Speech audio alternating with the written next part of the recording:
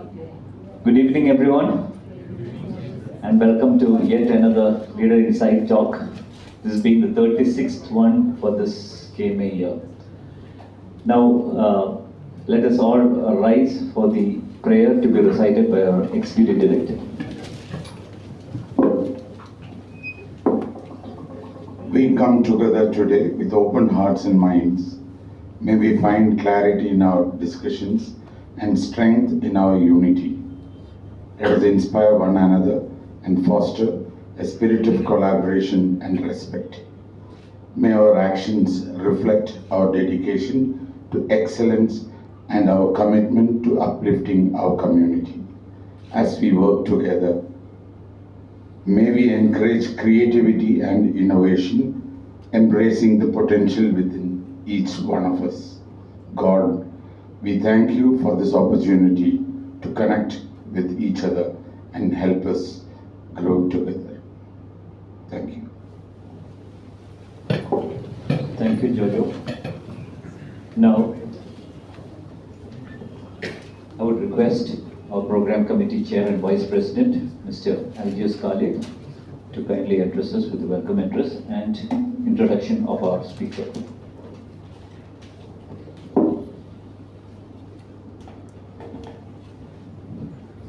Distinguished Chief Guest of the day, Mr. Naveen Philip, Managing Director of Popular Vehicles and Services Limited, President Vivu Punuran, Honorary Secretary Dr. Anil Joseph, esteemed Managing Committee members, past presidents, student chapter members, invited guests. Good evening, ladies and gentlemen. It is my immense pleasure to welcome you all to yet another insightful session of Kerala Management Association Leader Insight Series. This is our 36th program of KMA this year, a testament to our continued commitment to fostering meaningful discussions that spearhead business and innovation forward. At KMA, we strive to bring together thought leaders, industry experts, and innovators to help us navigate the ever-evolving business and technology landscape. Today, we focus on one of the most dynamic and rapidly transforming industry, mobility. The way we move, transport goods, and interact with vehicles is undergoing a paradigm shift driven by technology, sustainability, and evolving customer expectations. From electric mobility to autonomous driving, and from the shared transportation models to connected vehicles, the future of mobility presents both immense opportunities and complex challenges. To shed light on this crucial topic, we are privileged to have with us Mr. Naveen Philip, a leader par excellence who has played a pivotal role in shaping India's automotive landscape. Many of you know Mr. Naveen Philip in various capacities, including as KMA member and past managing committee member of KMA. Given his long-standing association with KMA, an introduction might seem unnecessary. However, as per KMA's tradition and protocol, it is my proud privilege and honor to formally introduce him.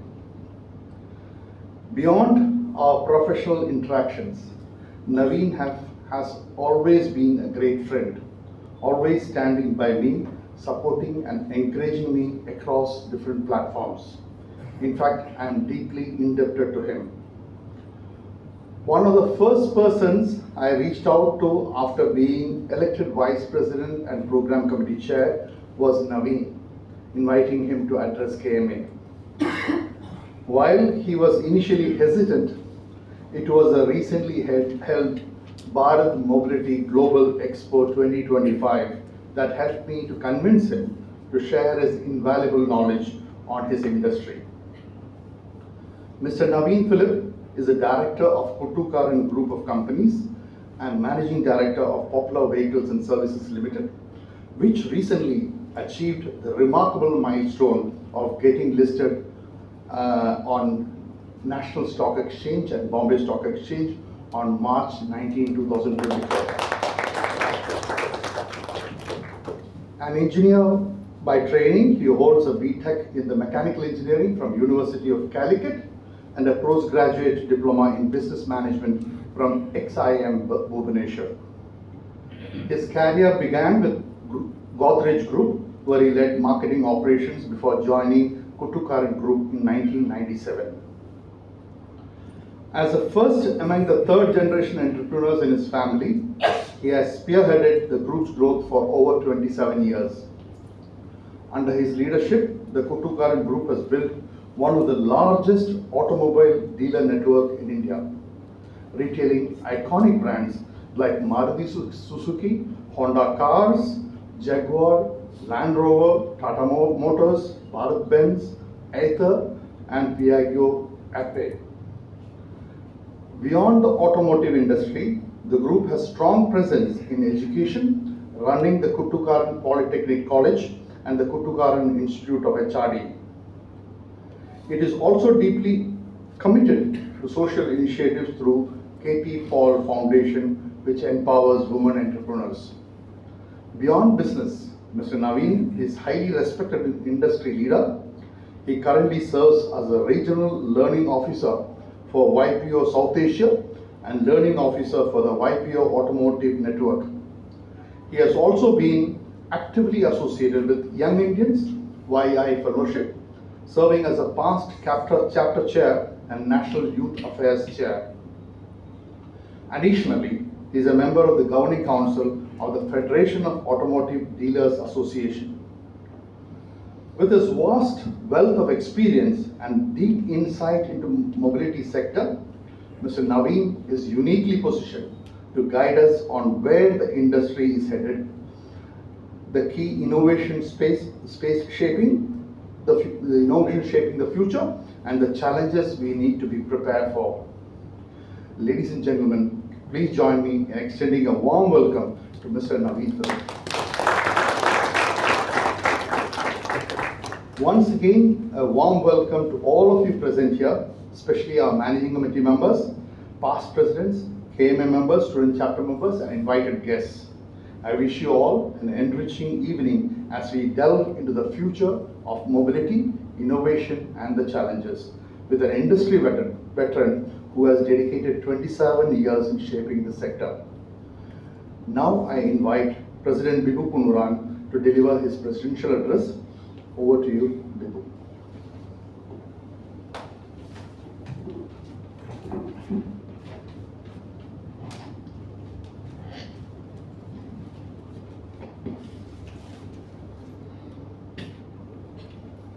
Chief guest of the day, Mr. Naveen Philip, Vice President and Program Committee Chair, Mr. Anjus Khalid, Honorary Secretary, Dr. Anil Joseph, past presidents, managing committee members, KMA members, YM members, and dear students. Warm good evening to all of you. Last week, I had to undergo an MRI of both my knees because they were giving a lot of pain. And in the night after the MRI, the doctor called me and said, "I'm sure that you must be having more pain on your left knee."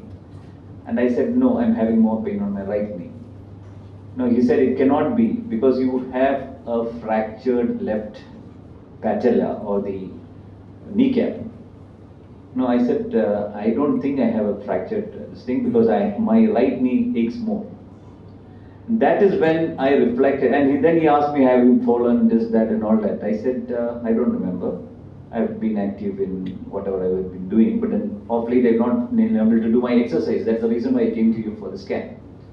And then that is when I also recollected that way back in 1978, when I was a school student, we had a major car accident.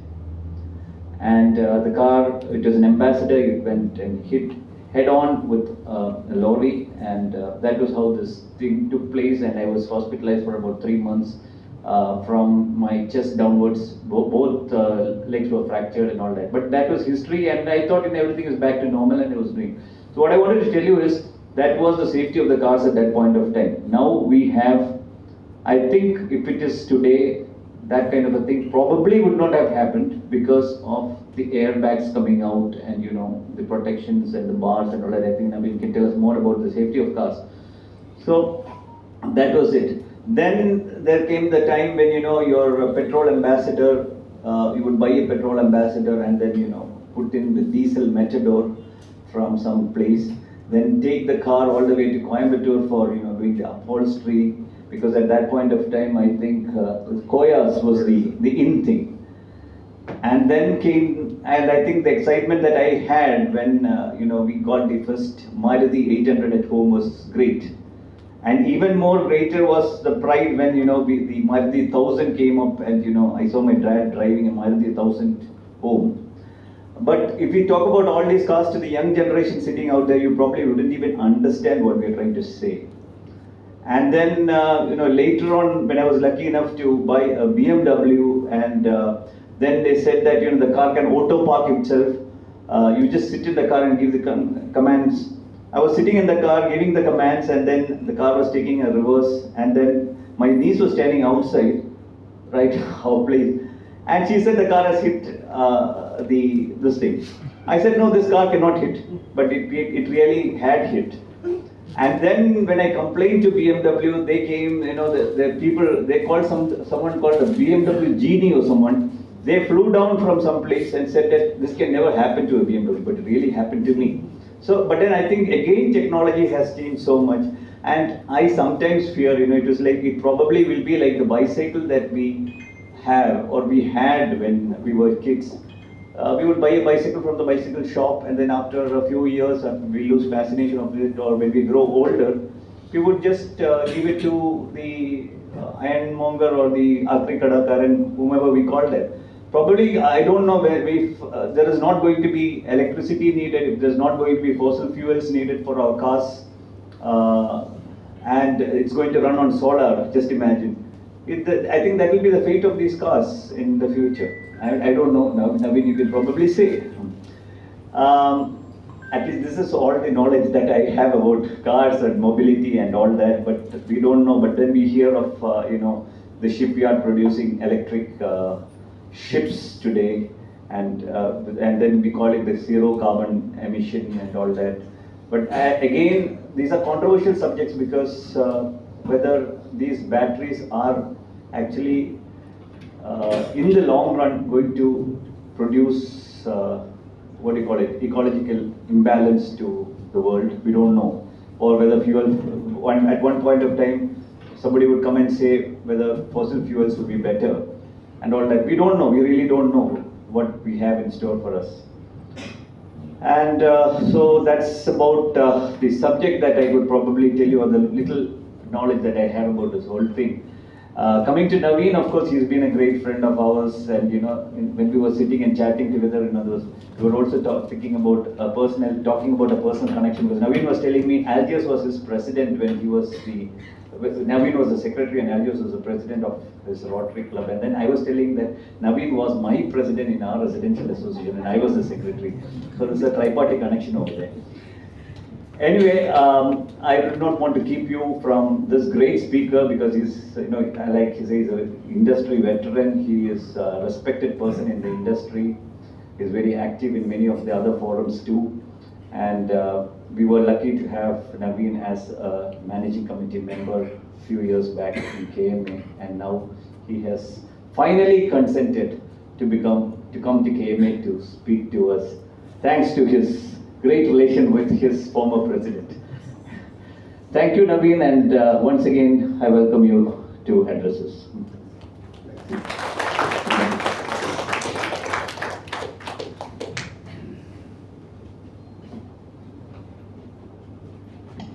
Evening, everybody, all the people on the dais and off the dais. Just that I'm not too good a narrator, but I'll try and do my best. And second part is I have no clue about cars. I sell cars, but there are people in the audience here. I can see Pratik over here who probably has more knowledge about cars than I have, so I have to be very careful as to what I'm going to say. Bipu mentioned a very interesting thing about his first 800 and then his BMW, and I'll probably start off from there. 20 years back or 30 years back, you could drive an 800 from Cochin to Trivandrum, or they cover the 210 kilometers odd, that is the distance, in about 2.5 hours. Today, Bipu in his BMW, the same 210 kilometers will probably take 6 hours. The only thing is that you get a feeling that you're going in a very big car and you're safe. But the distance and time, distances remain the same, but the time is multiplied by 3. And all of this has got to do with the traffic congestion by cars, scooters, and everything that has occupied the roads per se. So when I speak on future of mobility, I'm going to very briefly touch about cars per se, but I'm going to leave something for probably Kerala Management Association to have some of the young managers discuss about how it is going to affect our cities, etc. in the future to come. I think I have about 20 minutes to. In 1900s, floating mics, just in case you have to. Henry Ford had asked, if I had asked people, what do they want? I mean, what sort of mobility do they want? And they would have said more horse carriages or 3 horses riding a carriage, so that you move from point A to point B faster. And London Times actually came out with a thing saying that at the prevailing rate of horse carriage adoption, you're going to have 9 feet of manure across all roads, and that is going to be the problem. The problem is vastly changed, and we are now talking about not global gas, but we're talking of carbon dioxide and carbon monoxide emissions per se. It's very interesting that people talk about electric cars today, but way back in 1900, of the 4,000 cars that were sold, 38% were electric cars. It was only 22% that were ICE, and 40% were steam powered. And today we talk about as electric cars being the in thing, the future of it. Actually, it started off with electric cars. The only problem is they didn't know how to make a battery that could store that energy for that long, and hence there was no range and etc. And they didn't adopt it. And for other reasons, since US is the prime mover of most things in business, Rockefeller and all the people who discovered oil realized that it's much better to sell gasoline engines and make money out of that than do electric cars per se. So it is not in terms of, it's only in 2014, and that came about with the Paris configuration, Paris meetings, etc., in terms of emission norms, that the world over decided to sink in money into EVs. And 2014 onwards, $280 billion have gone into the automotive industry. 80% of that has gone in to understand both EVs and automated vehicles. And I know how many of you have read the companies as large as Apple that had a project going on for 10 years to make an autonomous vehicle, but they finally scrapped that project. Scrapped the project for various reasons, but that's a sort of amount of money that is sunken. And I'll come to the reasons as to why people are sinking in so much money into this industry. It is not just for making cars safer, more beautiful, great to travel in. It is about how each one of us are going to live in our future cities. Today we have last year we had about 75 million cars being sold. Out of that, about EVs was about 10 million. Toyota was still the largest producer of cars. The total value of that industry is $2.5 trillion, making it one of the largest industries globally. Of EV vehicles, we all hear about Tesla. Now, at least in India, we've started hearing about BYD. BYD sold about 2.8 million vehicles of EVs, bulk of it in China. And China as a market is transforming itself into an EV market. China by far is the largest automobile market in the world. We keep hearing about India will catch up with China today, tomorrow, etc. But the reality is very different. I'm saying we would like to boast ourselves as being part of China and we will soon reach there in terms of numbers. China sold 26 million vehicles last year. No, not even 26, 30 million vehicles last year. India, by comparison, I'm talking of just passenger vehicles, four-wheel cars. India sold 4 million. So they have 7.5 times us. Okay. Distances, they have the same. I traveled from a place called Guangzhou to Shenzhen. It's about 210 kilometers. And I'm talking about this about 15 years back. It took about an hour and 10 minutes in a bus. That 210 kilometers in Kerala takes about 6 hours to travel, either from Cochin to Trivandrum or Cochin to Calicut. It doesn't make much of a difference. What are the issues to be addressed in terms of future of mobility? 1 million people die every year in accidents, in motor vehicle accidents. The percentage of carbon emissions, 1/4 of all carbon emissions in the world are by automobiles. I mean, I'm not just talking of passenger cars per se. Traffic congestion. So, a lot of my presentation is going to be as chaotic as the traffic in Kerala or any other place. In terms of traffic congestion, recently somebody had tweeted that in 7 hours, the person who's sitting in Europe, in 7 hours I covered 8 countries in Europe. Somebody from Bangalore tweeted, that's nothing. In 7 hours, I've not even finished from one end of Bangalore to the other end.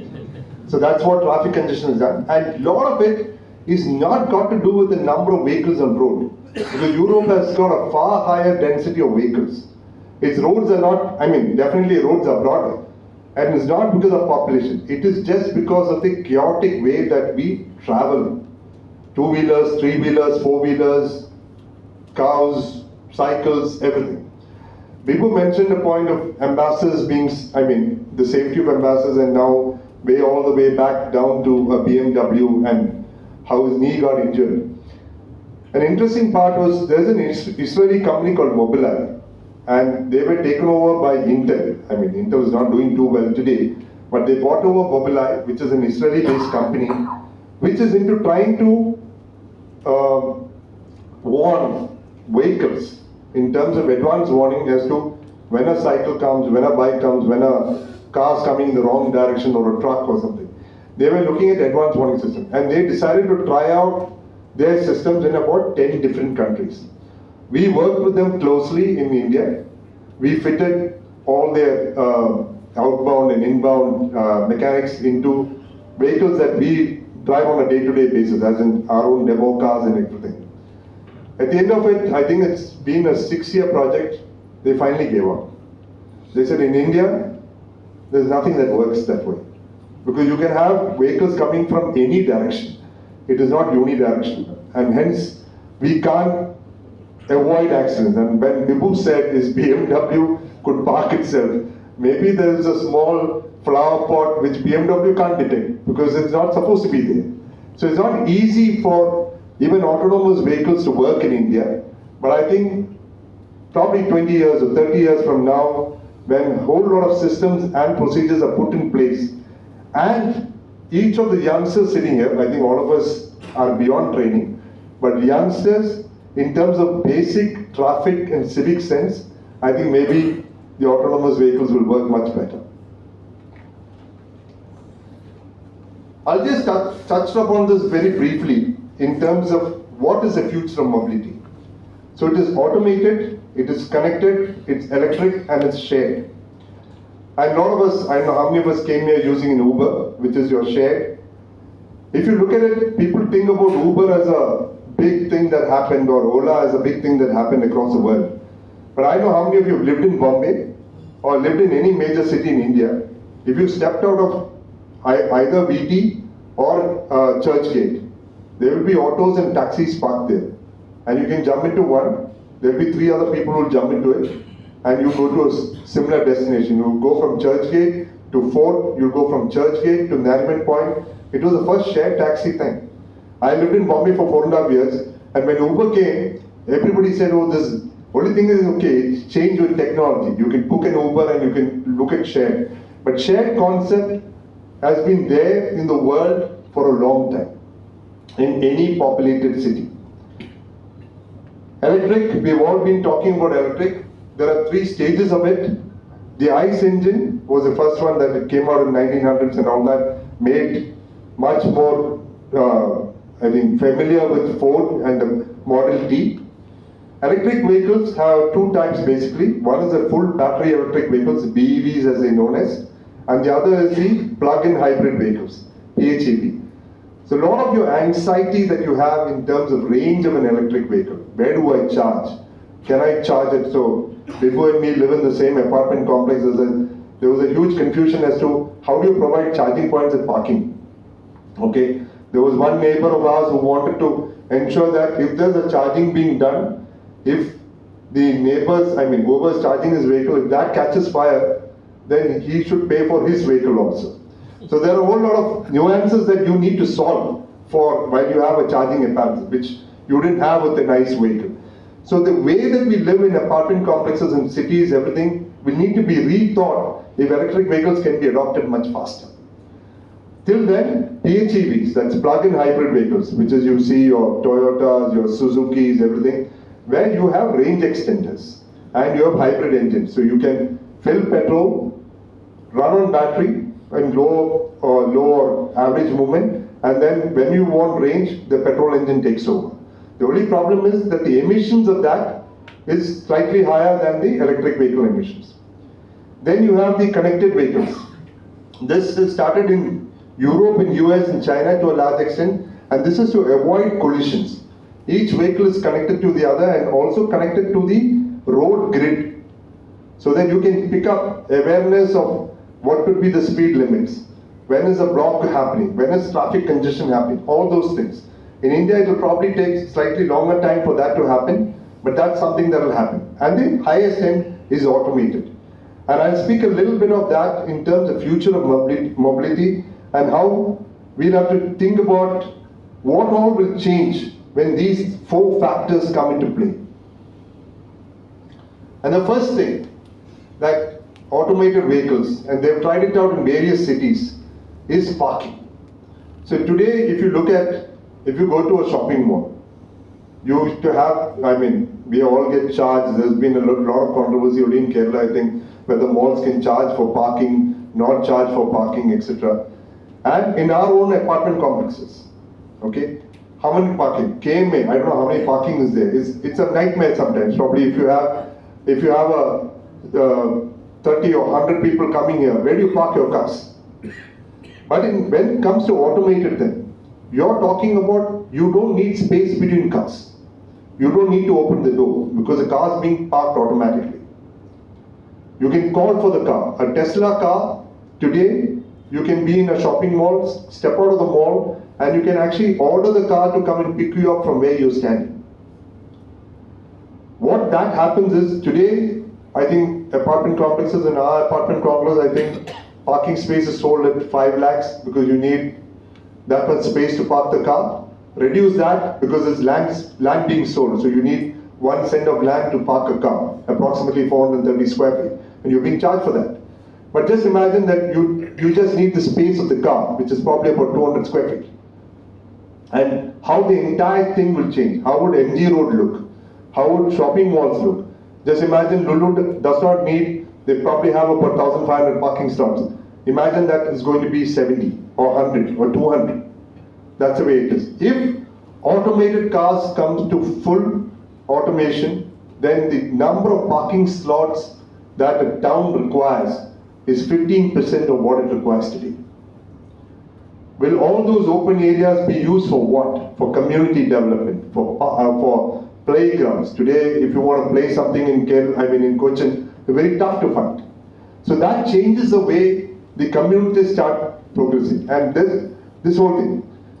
Automated cars, the downside of it. I don't know how many of you read it. There's a company called Waymo, which is by Google, and there's Zoop by Amazon, which are all automated cars. Recently had an accident. Okay? Who's to blame? There's no driver.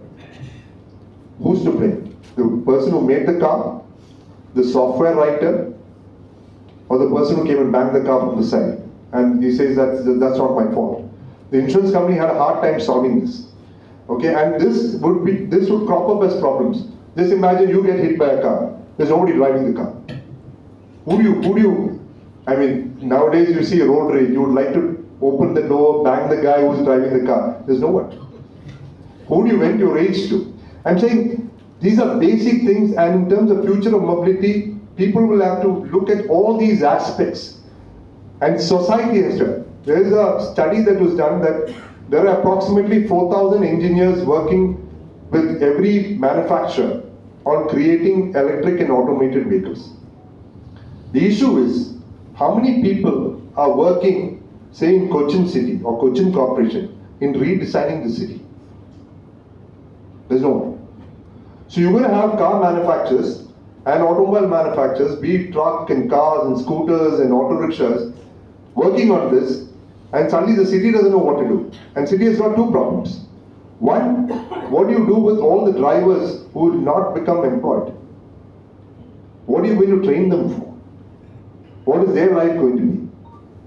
And how does it affect the society? So large countries are even thinking of thoughts like having a universal pay. So Norway has become 98% electric vehicles. They've not yet gone to automation. But the Norway Sovereign Fund, which is now, last year they made a profit of $220 billion on a $1 trillion investment. They're talking of making payments to each of their citizens because there might not be jobs left. And first, one of the few jobs that will be, jobs that will be taken away immediately is actually drivers' jobs.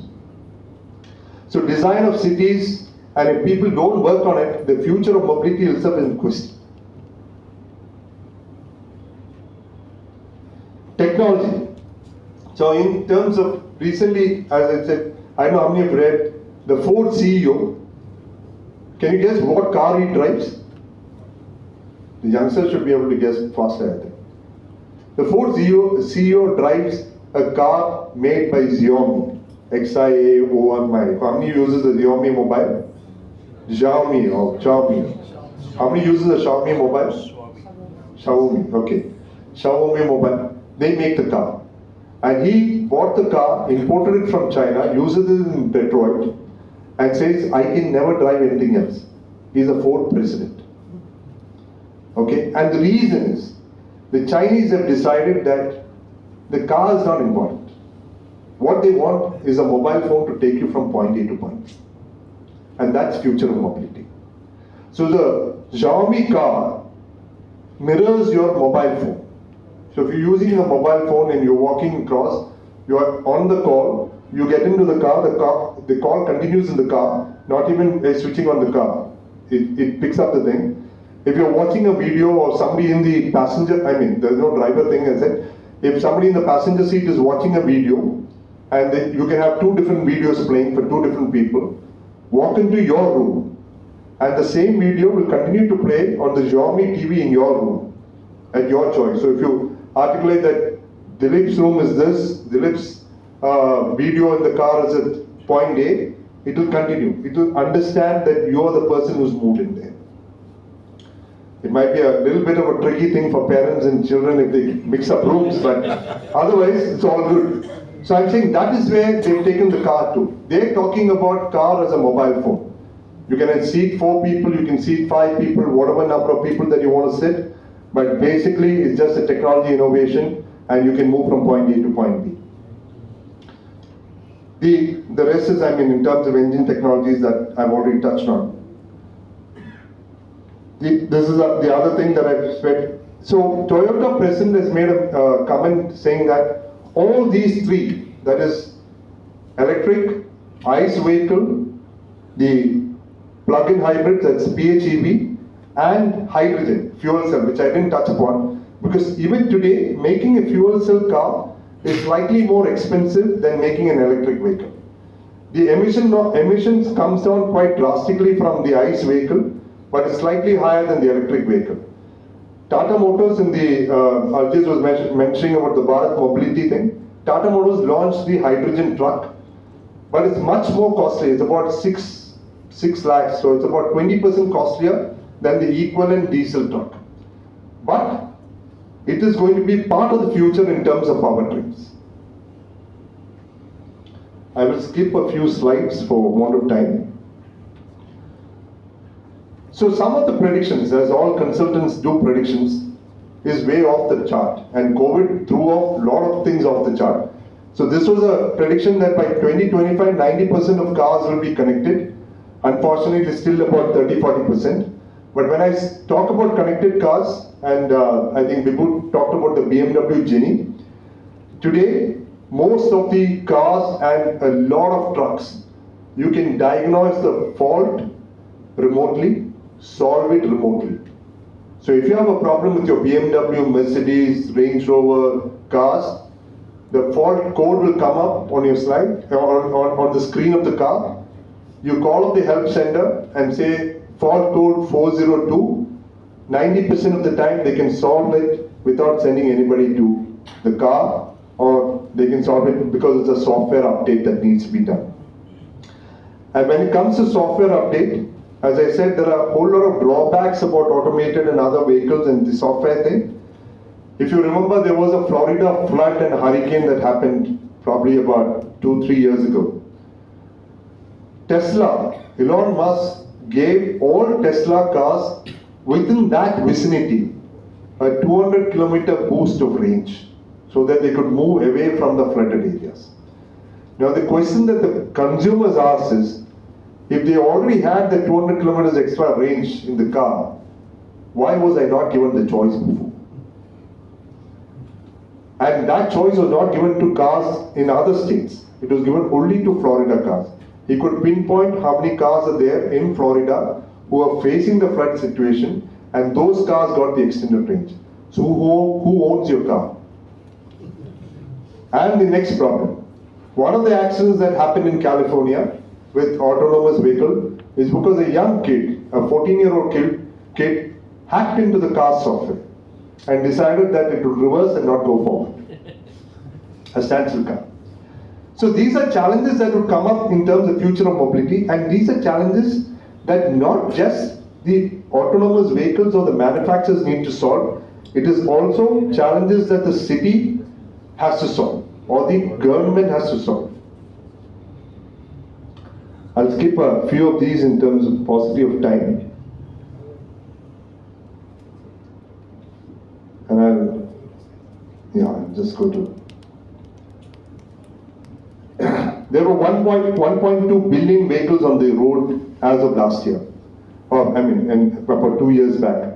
Of this, about 23% of these vehicles were in China and US. The fourth largest market, and soon to be third largest, is India. So you can imagine if we start catching up with them, what the congestion on roads would be. In terms of, I've already spoken about the $2 trillion in terms of it, and in terms of road safety, which is 1.35 million deaths. And this, with autonomous cars, with connected cars, is hopefully, we're hoping that it will come down quite a bit.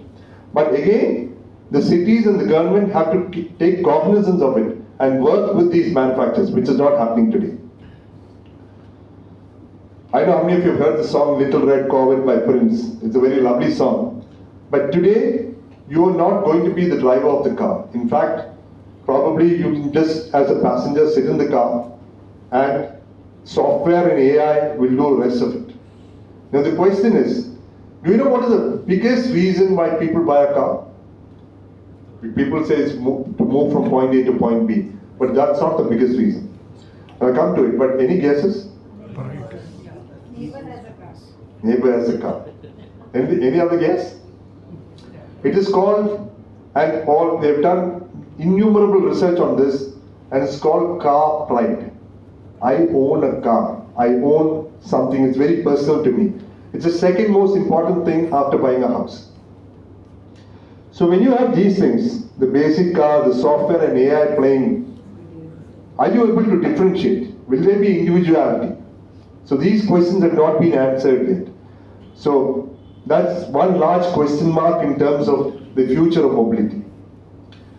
So in terms of car pride, we are number 5 across the world. And you'll be very surprised by the the names of the countries there. Hong Kong, Ukraine, Spain, Russia and India. I don't know if there's any connectivity, connection between these 5 countries, but in terms of car pride, when they did the research, these are the 5 names that came out, 5 countries that stood out. This is something that I've spoken about earlier. Autonomous is one is in terms of passenger vehicles, but the other and the most important thing is in terms of public transportation. Buses, trucks. Today, one of the highest paid jobs, and anybody can Google this, one of the highest paid jobs is of a driver of a UPS, which is your door delivery. Okay, $175,000 a year was the advertisement for a UPS driver. Okay, which is much more than most software engineers and definitely more than mechanical engineers. And our jobs are going to be at stake, but it's much more. Now, when automation comes and autonomous vehicles come, what happens to it? The first set of autonomous trucks that have started flying is in Australia. And where is it flying? In mining industry. In Rio Tinto is one of the largest mining industrial groups. So you have to go deep in the mines, which means drivers will face the heat and the pollution of that. So this is an automated truck that goes in because it's a guided path. It's a straight down path, pick up the goods, pick up the mining material, come back up.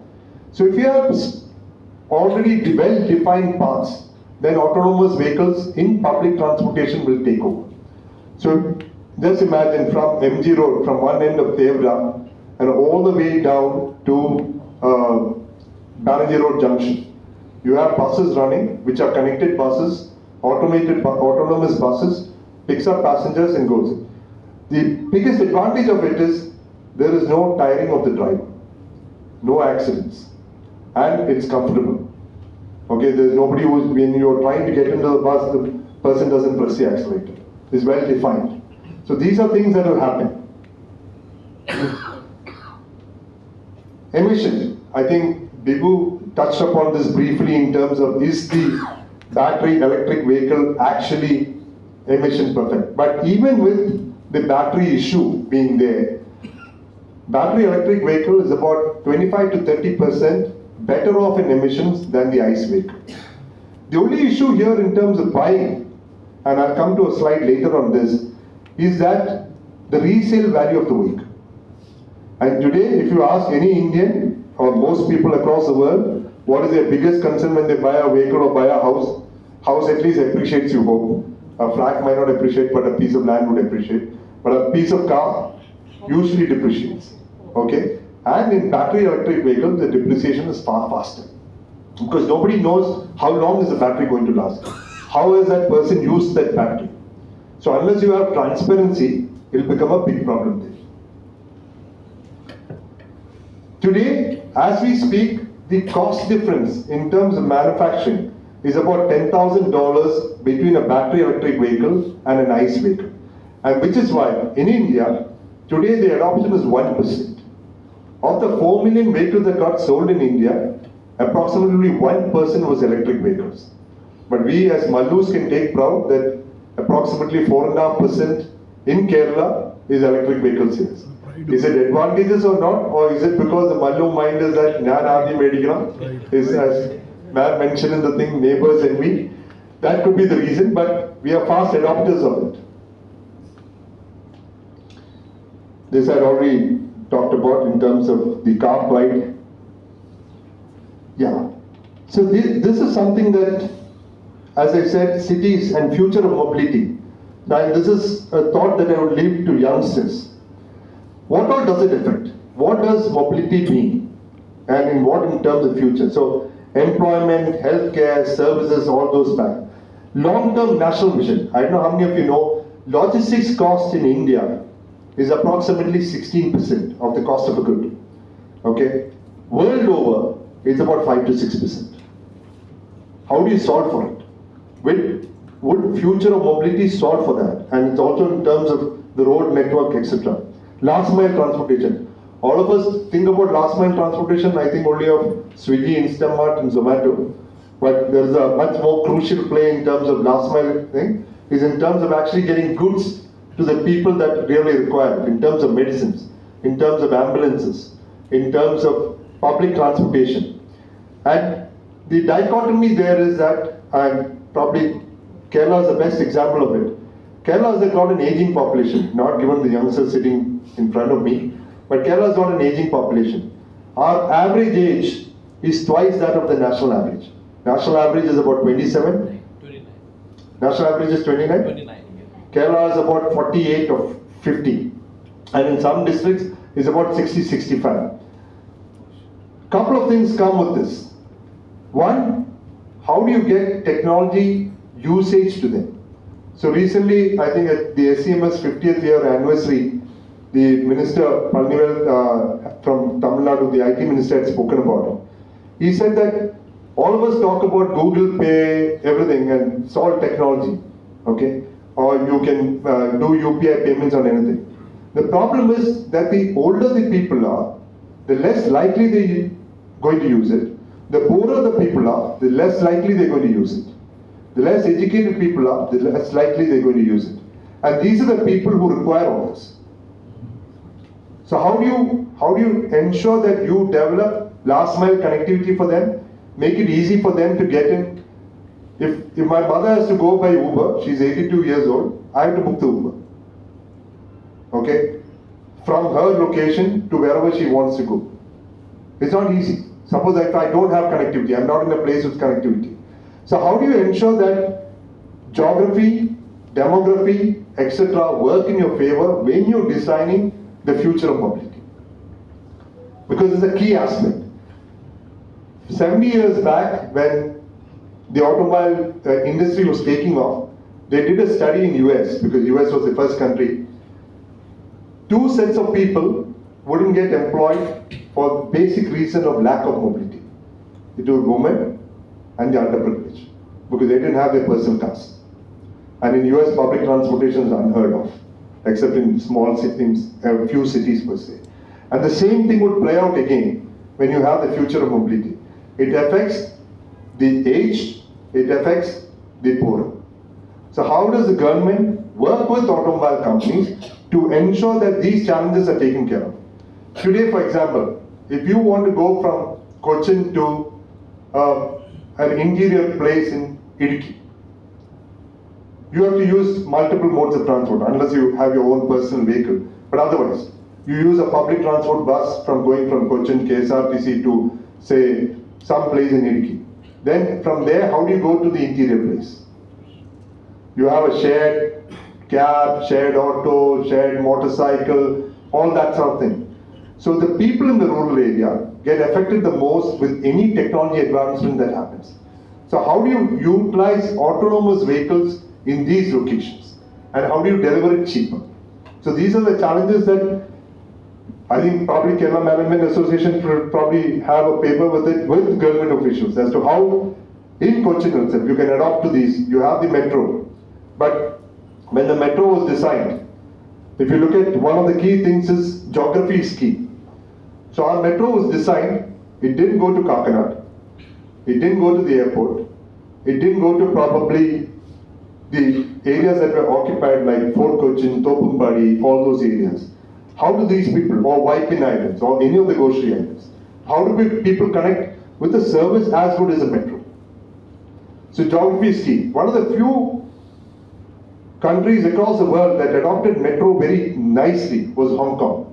And what was the reason? They actually gave it to a person who was also developing housing. He ensured that the metro touches all the key housing points.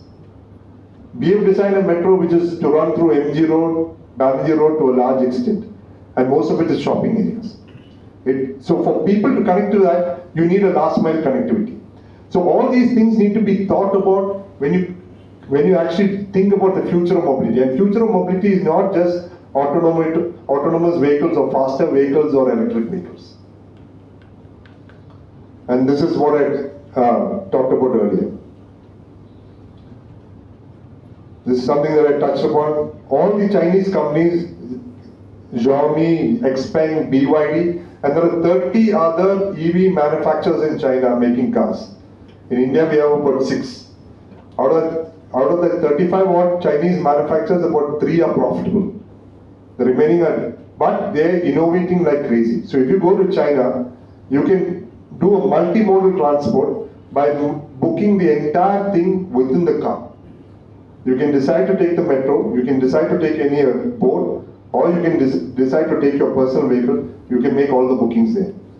And to avoid congestion, and I'll come to a few slides on that, but China has done something I think drastic and innovative. Is in terms of, I've run out of time. Okay, last 5 minutes. You can book your travel time on the highway. So today if you want to go, tomorrow if you want to go from Cochin to Trichy, you know what time you want to go, you know what time you want to hit Trichy, you can actually block your time on the highway. And you'll be charged depending on what time you're blocking. If you're blocking at 6 in the morning, there's a particular charge. If you're blocking 8 in the morning, there's a particular charge. If you're going at peak times, there's a. If you don't book and you travel down that, it's like getting 3 times the fine. Okay, but this is possible because all the cars are connected. It is there in this system. They've started it in 2 cities. They want to take it to the top 60 cities of China. I've touched upon all this. The maximum transport is done by road, and hence we'll have to figure out how Future of Mobility Act. As I said, 15% of parking, design of cities, labor issues, affordable housing. So, in 2 of the places where they started this automated vehicles, 2 things happened. Parking, 15% of the parking required. So what happens to real estate prices? It drops. Now, housing is the biggest equity for most of us sitting here. Our house is probably 30 to 40% or 50% of our wealth. Now just imagine that crashes. Okay, what is the mentality of the person? If you want to have a mortgage loan on the house. So those are things that the future of mobility is not just about transportation. It is about how it affects each and every aspect of your life. So a lot of cities are saying, should we just maintain status quo? Should we unleash technology? Should we have individual freedom at all? Because if you're on connected cars, there's no data privacy. If you want to book, you have to book in the system that you're traveling from Cochin to Trichy. Everybody knows you're going from Cochin to Trichy. Is it safe? Okay. What would you have told at home? I mean, if there's a lot of youngsters, okay, just imagine, I'm going to class in Kakinada, but actually you book time for going from Cochin to Trichy. Okay. And greener commuting. These are all slides which I can share later because the demographics of the country, I mean, this is about US, but the number of people having no children have shot up drastically. So what will be the future of ownership of vehicles? How will people transport themselves? I just want to touch upon one aspect here. So with autonomous, with EV vehicles, so today I don't know how many of you know the track structure of India. If you buy a car, there's first a GST, which is about 18 to 22%. If it's an EV vehicle, it is 5%. You have road tax or registration tax in Kerala or any other state. If it's a ICE vehicle, it starts at 21, 22% or 10%, goes up all the way to 49%, depending on the. If it's an electric vehicle, it's 5%. Now India wants you to move to EVs. Taxes come from ICE vehicles. How do you balance this? So if you look at the number there, and it's India in 2050, the bottom line, the Indian government will lose $52 billion if they convert into EV vehicles.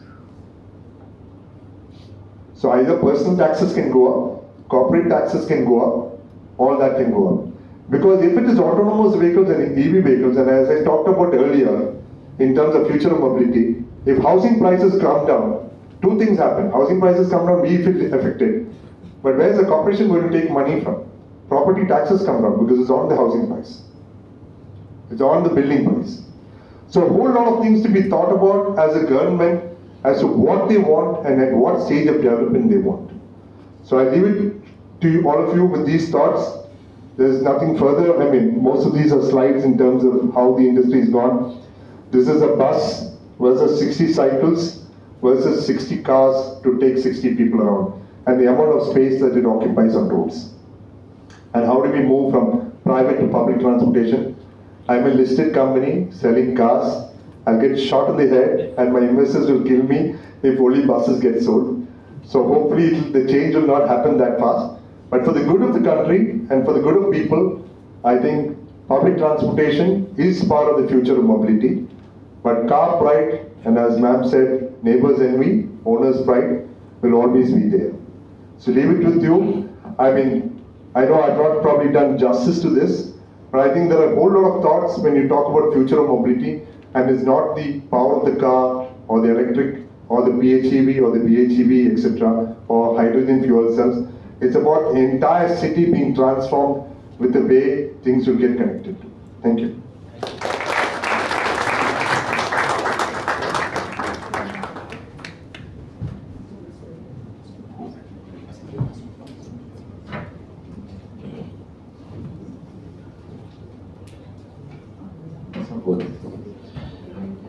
Thank you very much, Naveen. It was a really interesting topic, and talk.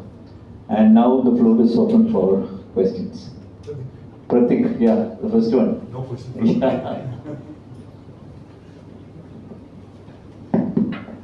So you said the future of mobility, I mean, a big part of it is into electric vehicles. A lot of the countries, including the US, are not producing enough electricity, right? How is this a feasible, future when the countries are not producing enough electricity for the electric vehicles to run? As I said, for anything, so a lot of it is working in silos today. So if the manufacturers talk about how many electric vehicles they want to produce, say 5 years down the line or 10 years down the line, what's the sort of power that is required for that?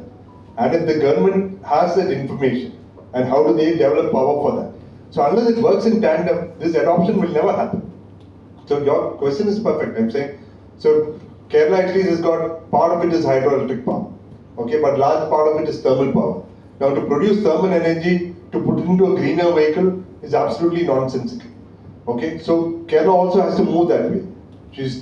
We should stop buying thermal power, you should go into renewable sources of power. But it's very difficult unless both work in tandem. Thank you. I have one question.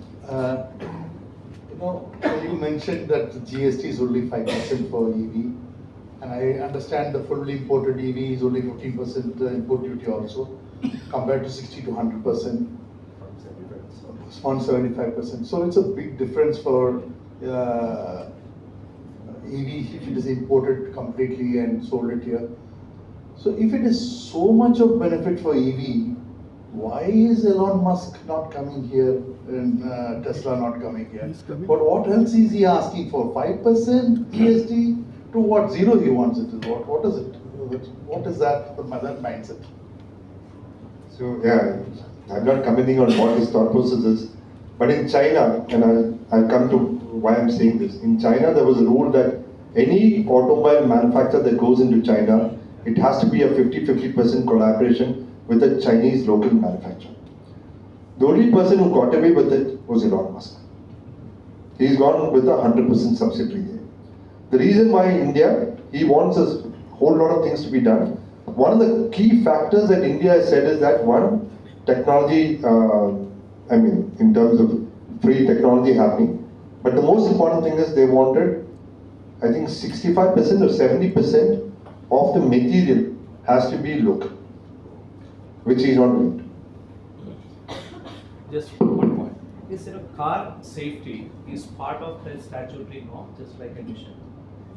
Of manufacturers? Yes, manufacturing. Yeah. So there are various safety things in terms of there's NCAA, there are various other safety norms. In fact, when Vipul mentioned the Petala, the recent Bharat Mobility, the e-Vitara and the Toyota, one of the airbags is at the knee level.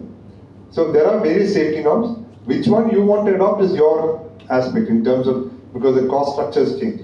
Because when people think of airbags, people think, why don't we just put an airbag? Okay.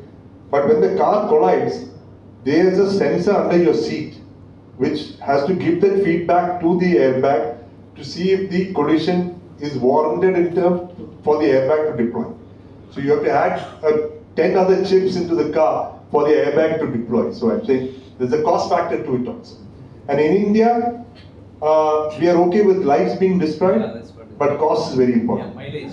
Yeah. So if you see there are people, and I'm sure a lot of youngsters, that you ride on the scooter, the helmet in your side, only if you see the police guy you will put it. But in that case, the crash test should be uniform for all the vehicles. No, because there are various crash testing there. So it depends on what level of crash testing is being done. I'm Suresh Kumar. Shall I say? Yeah. I'm I5 mech from Kuttukaran Engineering College, 1969. At that time, the automobile transmission system was we have to present a paper on that, which I have done, we have done at that time. So much changes happened in the transmission system of vehicles. I would like to get some details on that, whatever in the small way you can say about the latest transmission system. And the second one is an incident which I would like, with a heavy heart I am standing here today right now, because my cousin who was living in Bombay for about 40 years, and his son met with an accident 2 days back. He died on the spot while driving a car. And so the safety aspects which the youngsters who are going to take cars, and what you will be able to, you can suggest to them. I think probably they might have taken a speed which is not designed for that road. Then maybe the accident happened. These are two tips which I have. On the transmission, I don't have anything more to add. I'm saying I'll probably take it offline with you. In terms of accident, as I said, all of us would have gone through the same thing. At 18, I would probably drive at 100 kilometers per hour because speed was most important. Today I know that speed is not the most important thing. Getting safely from one place to the other is the most important thing. But I think that comes with maturity and the fact that your reflexes also slow down at some point of time. There's nothing, you can't tell your younger self what you would have done at that point of time. I think it's something that they learn the hard way probably. Sorry for your loss. So one question from my end. So you told that the logistics cost per product in India is about 16%, while the world average cost is just around 6 to 8%. Why is it so, sir? So the amount of, for the simple reason that if you want to go from Trivandrum to Cochin, it takes you 6 hours by road. In a normal country, in a developed country, that would be about 1.5 to 2 hours. Okay, so the amount of time that you spend, and time is cost. The amount of fuel that you burn by traveling these 6 hours, the fatigue of the driver, the payment to the driver, so many factors will add up. And that is just because one is road network and two is actually no discipline on the road. So we have built great 4-lane roads. We'll hopefully see it in Kerala at some point of time. But we have built great 4-lane roads in Tamil Nadu, Karnataka, etc. The sad part is we've not taught people how to drive. So you can go zipping down the 4-lane and you suddenly see a vehicle coming from the opposite direction, because it's easier going down the opposite direction to take that right turn. So if you remember during the World Cup football that happened in 2022 in Qatar, the Japanese team was playing, and after the game was over, the Japanese people who had come to see the game cleaned up the stadium. Okay? You tell any Indian, you won't, right? So you have to probably inculcate this from a very young age in school, which people don't do. If you go down this road, garbage piling up. Simple things. So I'm saying all this adds to cost at the end of it. Good evening, sir. I think she wants. Actually, I just have a personal question, because I am just going for a small segment car. So according to you, if I'm going for EV, which will be the best economic car on the small segment IRA? It depends on price, how many people would want to travel. This is 5 people, no, 2 in front and things like that. I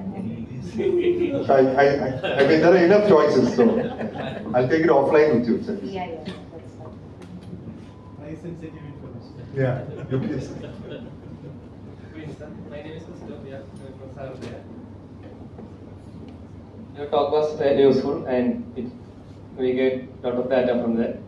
So I recently watched a video about the trend that are ongoing in the mobility sector. That luxurious brand is growth is increasing, luxury BMW, Mercedes-Benz, and the passenger vehicles is dropping their sales. This is mainly due to the lack of usage from middle class and increased amount of upper class. So what is your thoughts on the current trend on this automobile sector? This is again, but in terms of small cars not going up in sales, there are a couple of factors.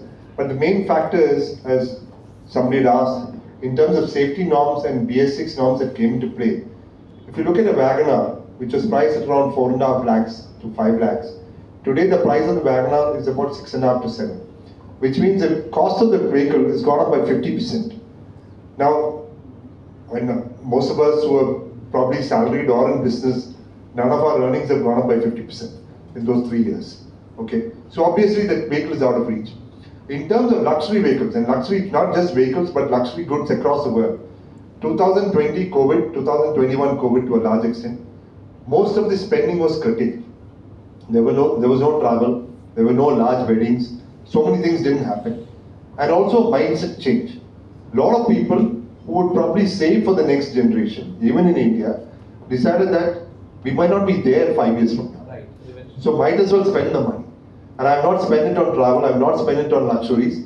Let's splurge. And as I said, car pride and ownership of houses are two important factors. That changed the way of the automobile industry. Hi, sir. So I was actually listening to your speech, and I got struck to one point. Who's going to take the responsibility if an autopilot does any casualties? That's like processing, right? So that's still out in the open.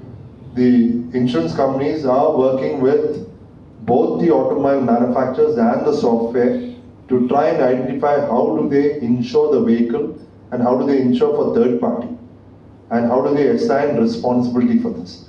So one easy way is to divide it 1/3, 1/3, 1/3, but that might not be the thing.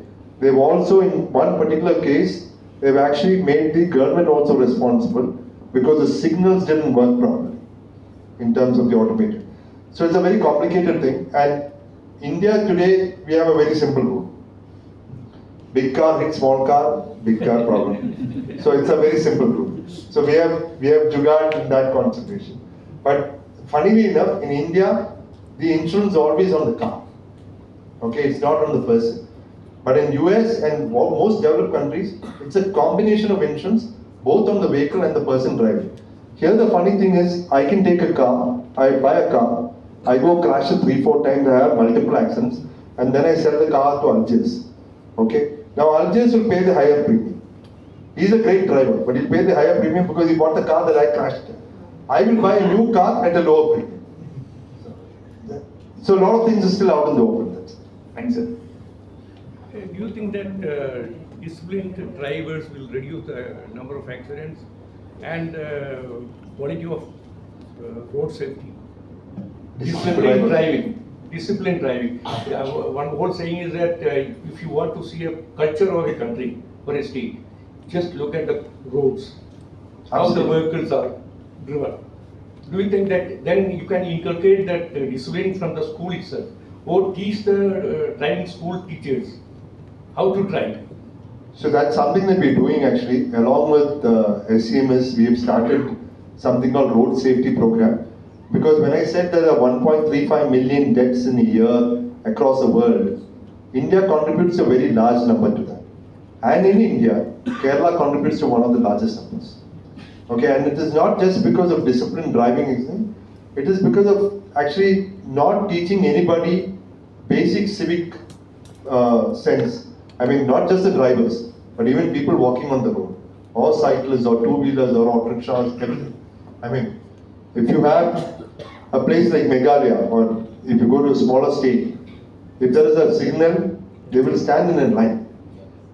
If you go to any place in Kerala, if there's a signal, we'll try to create six levels of traffic there.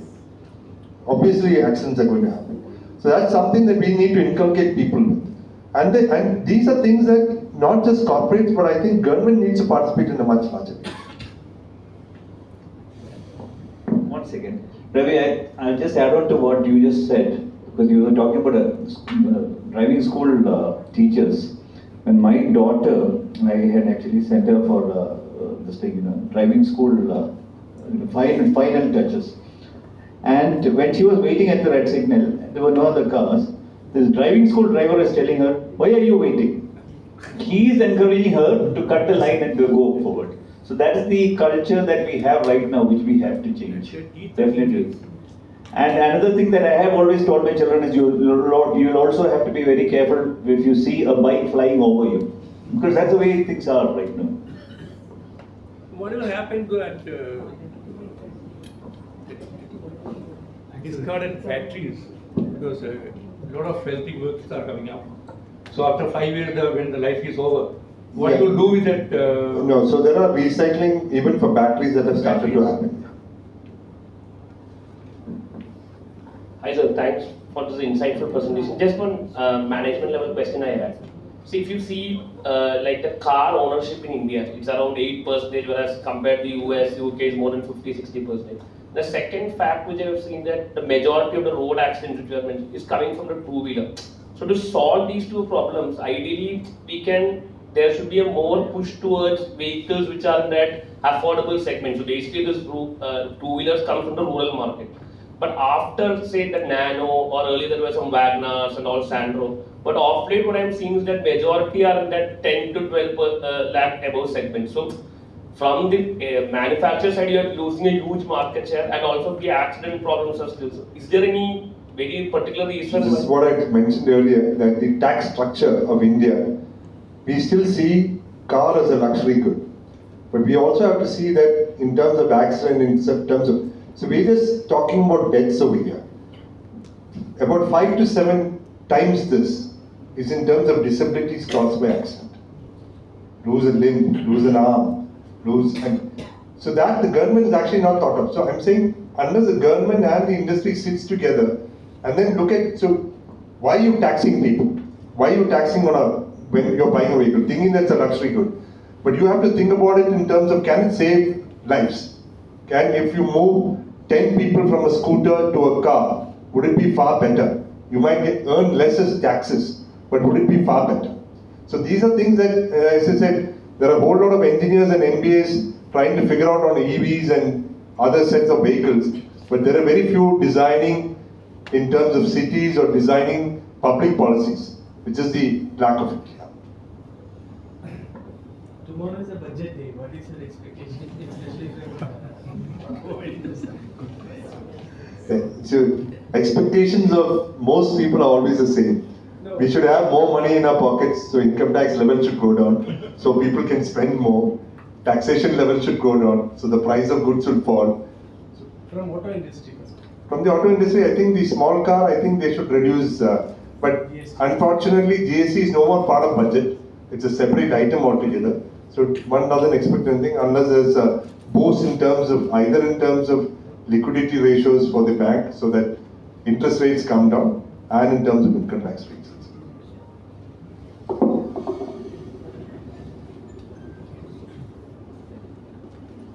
That will be the last question.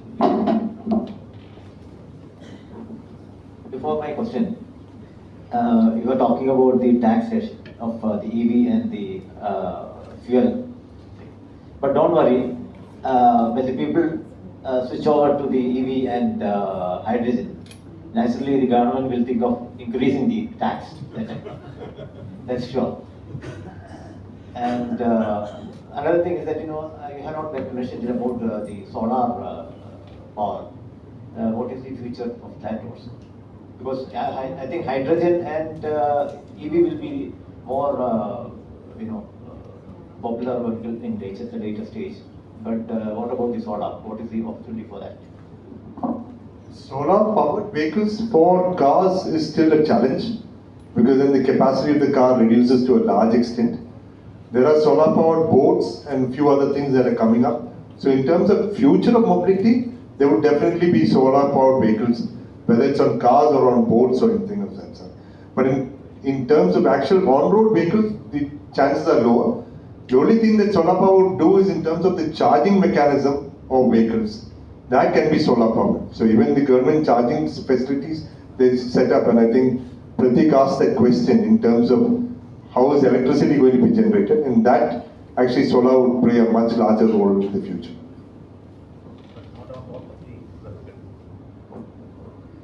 Thank you everyone, and thank you Naveen. Now I would request the Secretary for the water tanks.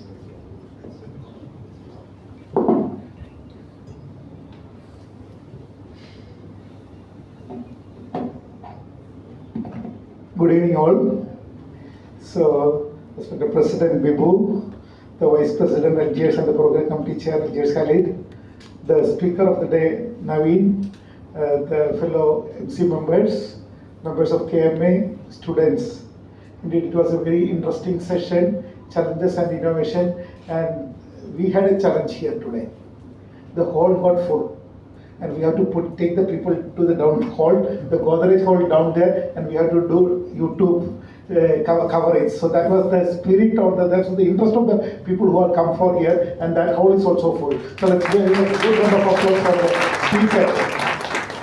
And indeed, a very, very interesting topic, the future of mobility, challenges and innovations. And of course, Naveen has covered it quite well, very interesting, with a lot of thought process gone in. And what is the future? Is the EV the future?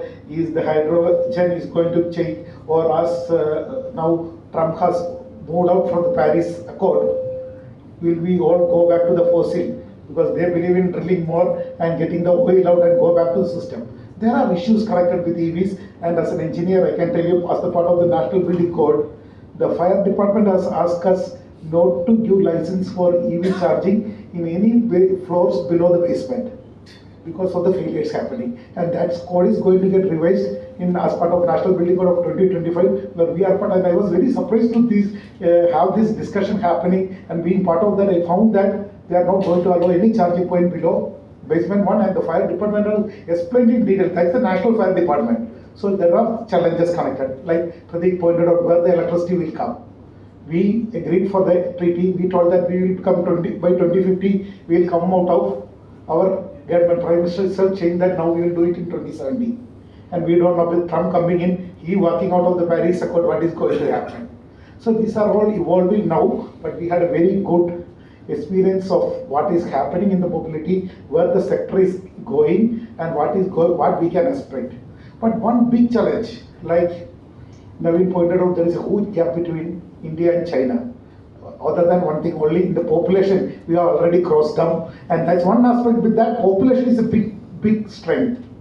And we are going to catch up because China is aging. They had one children policy. Now they have no children policy. And I don't know, there's going to be a decline which is going to happen in the population, as well as the working people, which is going to be a huge strength, and India has got a potential to catch up. This 8 to 9 times gap can be covered in a quite good span of time, is what we believe in. So thank you, Naveen, for that excellent session. And I just wanted to add the 2 points which I thought is quite relevant for today's topic of discussion. So let's hand over a memento to, I request our President to hand over a memento to the Speaker of the day, Naveen, for that excellent session. Thank you, Naveen, for that.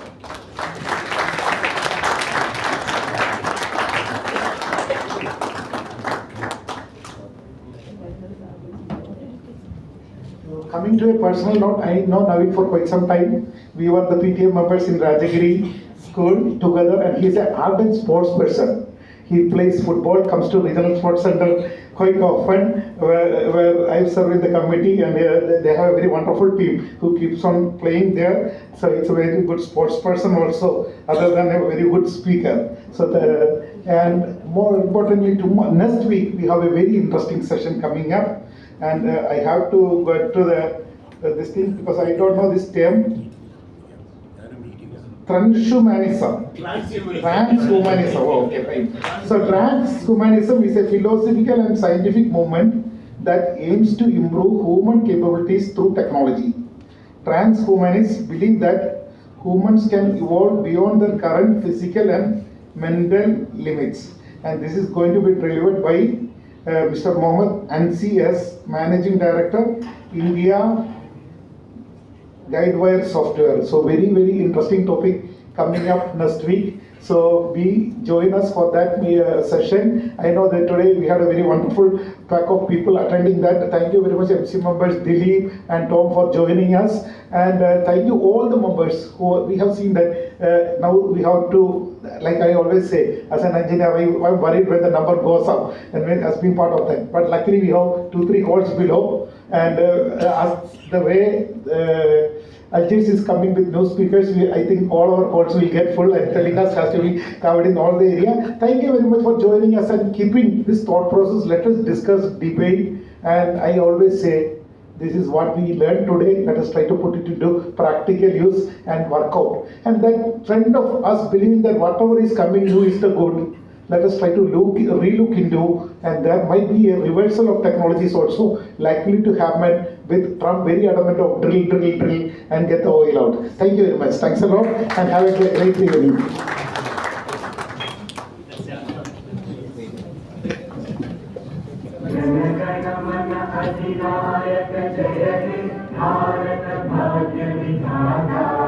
Punjab Sindh Gujarat Maratha Dravid Utkal बंगा विंध्य हिमाचल यमुना गंगा उच्चल जलधि तरंगा तव शुभ नामे जागे तव शुभ आशीष मांगे गाहे तव जय गाथा जन गण मंगलदायक जय हे भारत भाग्य विधाता जय हे